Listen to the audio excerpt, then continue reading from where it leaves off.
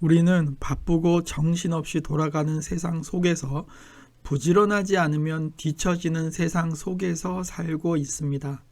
한 주 동안 열심히 공부하고 열심히 가정일 돌보고 열심히 회사에 다니다가 피곤한 몸을 이끌고 주일에 교회에 나왔습니다. 각자 입장에서 보면 자랑스럽고 스스로 대견하기도 합니다.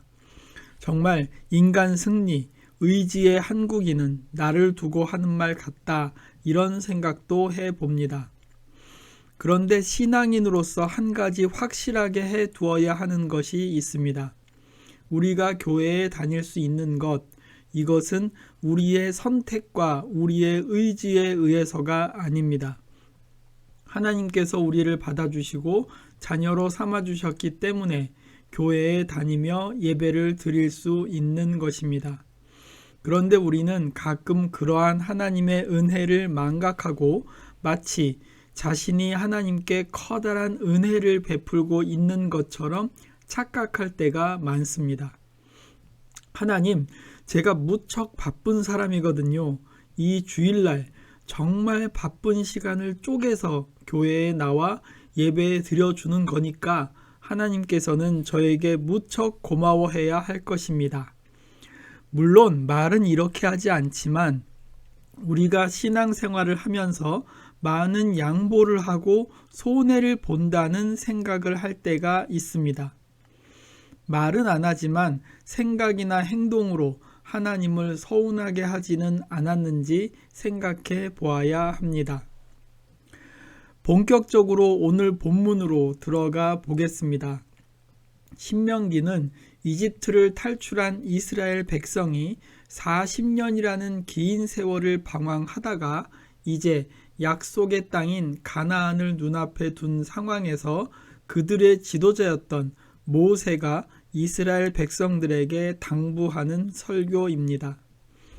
그 중에서 오늘 읽은 신명기 3장 23절부터 28절까지는 모세의 첫 번째 고별 설교에 해당하는 부분입니다. 80 먹은 노인네가 한 민족을 40년 동안 이끌었다는 것은 정말 대단하고 놀라운 일입니다. 그것도 전갈과 뱀이 생명을 위협하는 광야에서 40년을 이끌었다는 것은 여간 어려운 일이 아니었을 것입니다. 그렇다고 이스라엘 백성들이 모세를 잘 따랐느냐? 그것도 아니었습니다. 우리는 흔히 머리가 나쁜 사람을 가리켜 참새의 머리나 닭의 머리를 가졌다고 말합니다. 전문 용어로 새대가리, 닭대가리라고 할 수 있습니다. 그런데 이러한 새나 닭과 맞먹는 수준으로 붕어를 꼽을 수 있습니다. 붕어 IQ가 8이라고 합니다. 붕어가 미끼를 물었다가 사력을 다해서 탈출을 시도하고 탈출에 성공합니다. 그런데 8초 정도 지나면 자기가 물었던 그 미끼를 또다시 문다고 합니다. 이스라엘 백성은 이집트를 탈출한 이후 40년 동안 거의 붕어 IQ와 맞먹는 수준으로 하나님을 대했습니다. 40년 동안 이스라엘 백성은 입에 불평과 불만을 달고 살았다고 해도 과언이 아닙니다. 출애굽 이후 가나안 땅에 들어가기까지 이스라엘 백성은 계속해서 신비로운 하나님의 능력을 체험하고 경험했습니다. 아마 이스라엘 역사 중에서 이들처럼 하나님의 놀라운 능력을 그렇게 많이 경험한 세대는 없을 것입니다. 그들은 놀라운 하나님의 능력으로 홍해를 건넜습니다. 그들을 추격하는 이집트의 병사들이 물속에 수장되는 놀라운 일도 목격했습니다. 물이 없다고 불평했을 때 모세가 지팡이를 내리치니까 반석에서 물이 터져 나왔습니다. 먹을 것이 없다고 불평했을 때 만나를 보내주셨습니다. 고기가 먹고 싶다고 하니까 메추라기를 보내주셨습니다. 그런데도 그들은 그 기적의 순간에는 환호하고 하나님을 찬양하다가 돌아서면 금방 까먹고 다시 불평과 불만을 쏟아냈습니다. 이런 이스라엘 백성들을 40년 동안 데리고 다닌다는 것은 말처럼 쉬운 일이 아니었을 것입니다. 젊은 사람도 감히 할 수 없는 일을 80살 먹은 노인네가 40년이라는 세월을 인도했다는 것은 정말 대단한 일입니다. 모세는 이스라엘 민족이 역사를 통해서 가장 사랑하는 인물이고 가장 존경하는 인물이며 가장 모범적인 지도자라고 할 수 있습니다. 오늘은 바로 이 모세가 요단강을 건너지 못하게 된 이유와 전후 사정을 살펴보면서 진정한 신앙의 지도자, 진정한 신앙의 엘리트는 어떤 모습을 가져야 하는가를 생각해 보고자 합니다. 모세는 아까도 말씀드렸듯이 이스라엘 민족 역사상 가장 위대한 인물이었고 가장 존경받는 지도자였습니다. 모세는 당시의 세계 문명의 중심지인 이집트에서 400년 동안 노예 생활을 하던 보잘것없는 민족, 히브리 민족에게 하나님의 선택받은 민족이라는 자부심을 심어준 사람입니다. 자신들의 노예 생활을 그저 운명으로 받아들이고 하루하루를 연명해가는 무기력한 히브리인들에게 너희도 세계 역사의 주인공이 될 수 있다, 이렇게 힘을 실어준 지도자였습니다. 패배주의에 사로잡혀 현실에 안주하려는 히브리인들에게 새로운 젖과 꿀이 흐르는 땅을 향해 가려는 도전의 정신을 불러일으킨 인물이었습니다. 무엇보다도 모세는 신앙의 사람이었습니다. 일단 우리는 그가 이집트에서 노예로 생활하던 이스라엘 백성을 이끌고 나가겠다고 결심한 것에서 그의 대단한 믿음을 발견합니다. 당시 모세가 이스라엘 백성의 지도자가 된 상황을 오늘날로 표현한다면 그야말로 맨땅에 헤딩하는 격이라고 할 수 있습니다. 그러한 상황 속에서 모세는 예수님께서 말씀하신 겨자씨 한 알만한 믿음이 있어도 능히 산을 옮길 수 있다, 이것을 실천으로 보여준 인물이었습니다. 만군의 주 여호와 하나님께서 능력의 지팡이를 주셨기 때문에 그의 앞을 가로막는 장애물은 문제가 되지 않았습니다. 그리하여 마침내 앞장을 서서 이스라엘 백성을 이끌고 이집트 탈출이라는 과감하고 기나긴 여정을 시작하였습니다. 그는 오합지졸 같은 이스라엘 민족을 이끌고 감히 사막을 통과하겠다는 결심을 한 인물이었습니다. 아니나 다를까 이집트를 탈출하고 얼마 못 가서 이스라엘 백성들은 불평과 불만을 하기 시작했습니다. 가데스 바네아에서 이미 하나님께서는 이 민족을 40년 동안 광야에서 헤매도록 하겠다는 결정을 내리셨습니다. 이러한 하나님의 결정이 모세로서는 황당하고 어이없는 결정이었는지도 모르겠습니다. 완고한 파라오를 설득하고 굴복시키는 것도 힘들었는데 앞으로 그것보다 더한 고생을 40년이나 더 해야 한다는 생각을 하면 눈앞이 캄캄했을 것입니다. 우리 같으면 나는 이제 그만하렵니다. 다른 사람을 지도자로 뽑으십시오. 이렇게 두 손과 두 발을 다 들었을 것입니다. 그런데 모세는 그렇게 하지 않았습니다. 아직 40년이나 남았지만 그는 계속해서 이스라엘 백성들을 인도하기로 결심하였습니다. 하나님께서는 약속에 신실하신 분이기 때문에 결국에는 젖과 꿀이 흐르는 가나안 땅으로 인도하실 것이라는 믿음을 잃지 않았습니다.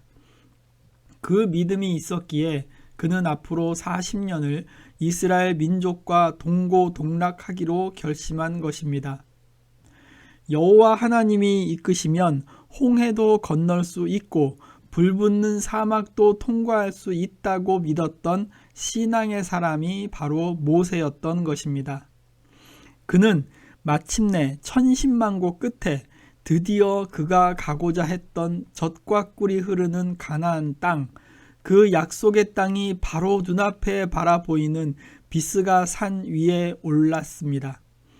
80세의 이스라엘 민족을 이끄는 지도자로 선택되어 우여곡절을 겪으면서 40년이 흘렀고 이제 120세가 되었습니다. 먹을 것도 마실 물도 없는 황막하고 거친 광야길을 불평과 불만으로 가득한 이스라엘 백성들을 거느리고 여기까지 왔습니다. 이제 눈앞에 가로놓인 요단강을 건너면 꿈에도 그리던 젖과 꿀이 흐르던 가나안 땅에 들어서는 것입니다. 비스가 산 위에서 눈앞에 펼쳐진 아름다운 가나안 땅을 바라보는 모세에게 한 가지 소원이 있다면 그것은 무엇이었을까요? 그것은 그가 천신만고 끝에 그의 백성을 이끌고 달려온 곳 저 가나안 땅을 한 번이라도 밟아보는 것이었습니다.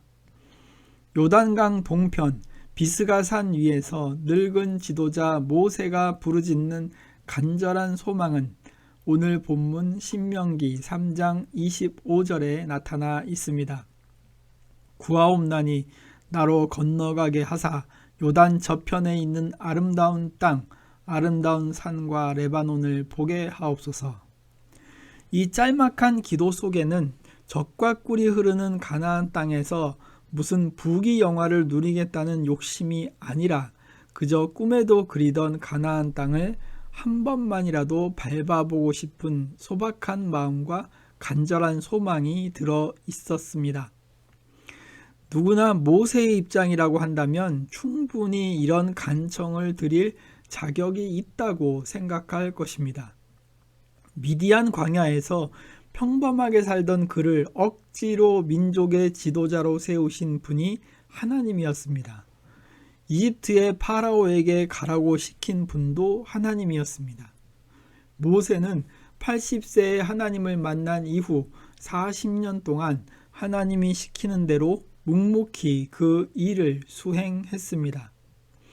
그러한 모세의 간청이라면, 그러한 모세의 소망이라면 하나님도 충분히 허락하실 것이라고 생각할 수 있을 것입니다. 그런데 그 이후에 들려온 하나님의 음성은 잔인할 정도로 냉정하고 비참한 것이었습니다.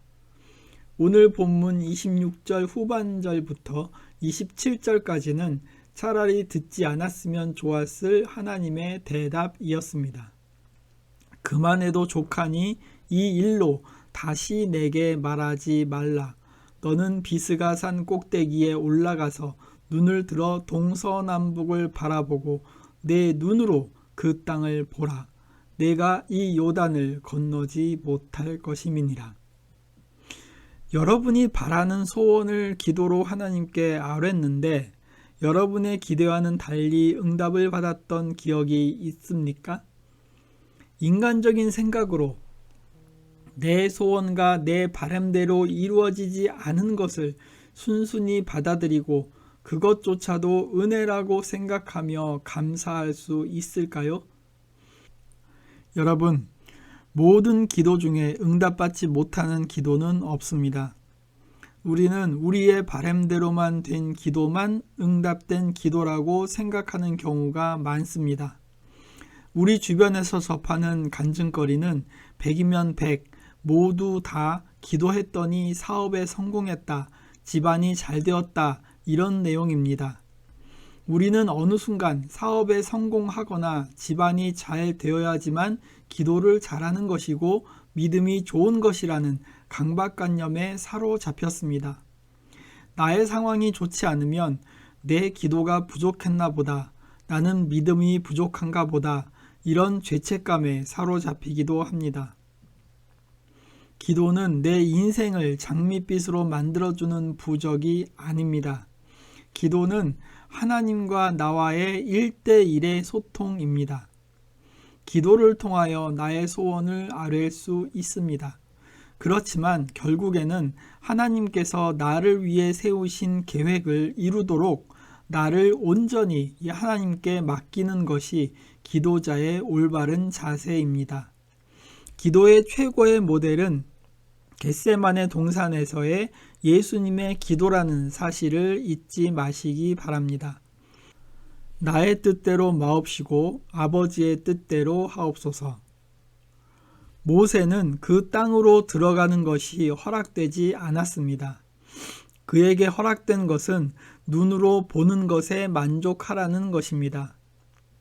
이 부분을 읽으면서 많은 사람들이 하나님이 해도 해도 너무한다 라는 생각을 할 수 있습니다. 그 이후에 모세는 정말로 다시는 그런 일로 하나님께 간청하지 않았습니다. 요단을 건너지 말라고 하신 하나님의 말씀에 순종하여 요단 동편에 머물렀고 그곳에서 숨을 거두었습니다. 잔인한 하나님의 말씀에 순종할 수 있었던 모세를 보면서 우리는 한 차원 높은 신앙의 경지를 바라보게 됩니다. 하나님의 말씀을 들은 모세는 더 이상 세상 사람들이 바라보는 눈으로 세상을 바라보지 않았습니다. 세상 사람들의 눈에는 요단강 건너편 가나안 땅이 아름다워 보일지도 모르나 더 이상 모세에게는 그곳이 아름다운 곳이 아니었습니다. 모세는 하나님과 함께 하기에 요단강 동편 이곳이 더 아름다운 곳이 되었습니다. 요단강을 건너지 않더라도 그의 곁에는 항상 하나님이 함께 하신다는 것을 확신하였기 때문에 더 이상 요단강을 건너겠다고 조르지 않은 것입니다. 하나님과 함께라면 세상적으로 아무리 좋은 것이 유혹하더라도 이겨낼 수 있는 마음을 가진 사람이 바로 모세였던 것입니다. 그렇기 때문에 우리 생각으로는 모세가 아주 불행한 마지막을 보냈을 것이라고 생각할지 모르지만 모세의 입장에서는 세상 그 누구보다도 행복한 마지막을 보내게 된 것입니다. 우리가 즐겨 부르는 찬송 중에 부름받아 나선 이 몸이라는 찬송이 있습니다. 이 찬송은 하나님과 함께라면 어디든지 가겠다는 믿음의 고백과 함께 하나님과 함께하는 것이 세상 그 무엇보다도 행복하다는 믿음을 가지고 불러야 진정한 찬송이 되는 것입니다. 그리고 주 예수보다 더 귀한 것은 없네 라는 찬송이 있습니다. 이 찬송은 오늘 본문의 주인공인 모세에게 가장 어울리는 찬송이라고 할 수 있습니다. 예수님이 우리에게는 어떤 존재인가요? 하나님이 여러분의 인생에 어떤 가치를 갖고 있나요? 여러분의 삶의 우선순위에서 예수님은 과연 몇 번째가 될까요? 하나님께 예배드리는 순간이 여러분에게 어떤 의미가 있습니까? 세상 그 무엇보다도 바꿀 수 없는 가장 소중한 시간입니까? 그리고 또 한 가지, 모세의 모습을 통해서 우리는 진정한 지도자라면 어떤 마음을 가져야 하는가를 깨닫게 됩니다. 오늘 본문 26절 앞부분에 모세가 가나안 땅에 들어가지 못한 이유는 백성들 때문이라고 말하고 있습니다.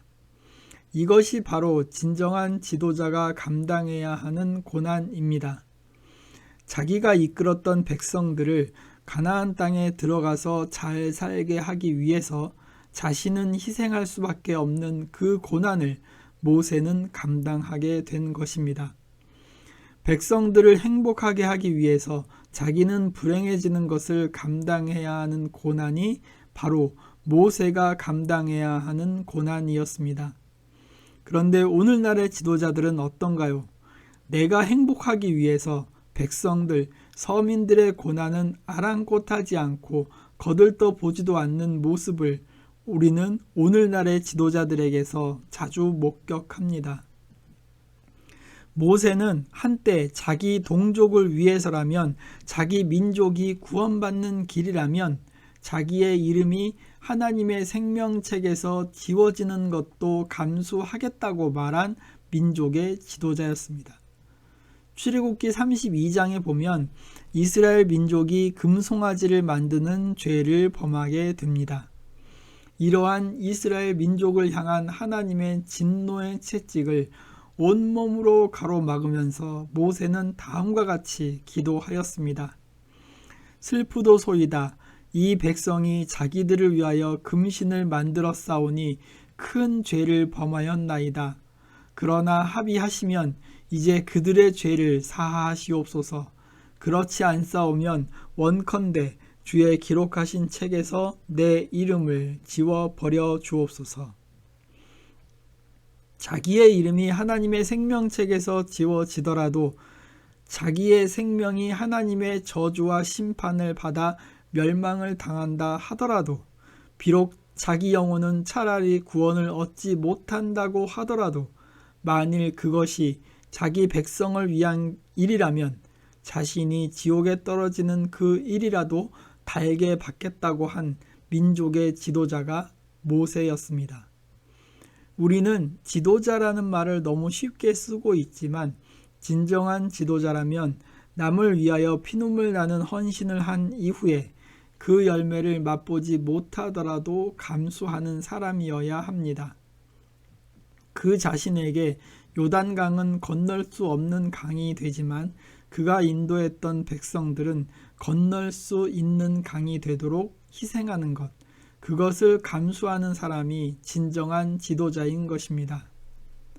이러한 모세의 모습은 십자가 위에서 나의 하나님 어찌하여 나를 버리셨나이까 하고 절규하는 예수님의 모습을 떠올리게 합니다. 자신은 하나님께 버림을 받는 처절한 고통을 받지만 그로 인해서 인류가 구원받을 수 있기에 십자가를 기꺼이 질 수 있었던 예수님의 사랑을 떠올릴 수 있습니다. 이렇게 고난을 통해서 온 인류를 구원할 수 있다는 확신 때문에 예수님께서는 절망 속에서 다 이루었다, 이런 승리의 외침을 외칠 수 있었던 것입니다. 그리고 우리는 저 유명한 사도 바울의 고백도 떠올릴 수 있습니다. 로마서 9장 2절을 보면 나의 형제 곧 고륙의 친척을 위하여 내 자신은 저주를 받아 그리스도에게서 끊어질지라도 원하는 바로다, 이렇게 고백할 정도로 바울은 유대인의 구원을 간절히 바라는 마음을 갖고 있었습니다. 신앙의 지도자, 신앙의 엘리트, 올바른 신앙인들이 겪어야 하는 고난은 바로 이런 것입니다. 모세는 백성들을 위하여서는 자신의 이름이 생명책에서 지워지더라도 감당하겠다는 마음을 가졌습니다. 백성을 위해서는 내가 그토록 원하고 바랬던 가나안 땅을 밟지 못하더라도 받아들이겠다는 마음을 가졌던 것입니다. 그러한 마음을 가졌던 모세를 하나님은 품어주셨습니다. 비록 가나안 땅은 밟지 못했지만 모세는 하나님과 함께 있음으로 행복한 사람이 된 것입니다. 요단강이 모세에게는 건널 수 없는 강이었지만 모세의 뒤를 이은 여호수아에게는 건널 수 있는 강이 되었습니다. 모세는 자신의 능력의 지팡이를 그의 후계자인 여호수아에게 건네 주었습니다. 결국 이 요단강은 여호수아로 하여금 마른 땅처럼 건널 수 있는 강이 되었습니다. 모세는 비록 자신은 건너지 못했지만 자신의 제자와 백성들에게는 건널 수 있는 강으로 만들어준 것입니다. 이것이 바로 모세의 위대함이라고 할 수 있습니다. 이 시간 요단강 동편에서 더 이상 요단강을 건너지 못했던 모세의 모습을 보면서 우리는 하나님과 동행하는 것이 그 무엇보다도 소중하다는 것을 깨달아야 할 것입니다. 그리고 모세가 받았던 그 고난을 생각하면서 남을 위한 자기 희생의 삶을 살기 위해 노력하는 우리가 되어야 하겠습니다. 바로 그러한 사람을 하나님께서는 기뻐하시고 품어주십니다. 바라기는 우리 모두가 하나님과 함께 동행하며 다른 사람을 위한 헌신과 희생의 삶을 감당할 수 있도록 노력하는 우리들이 되었으면 좋겠습니다.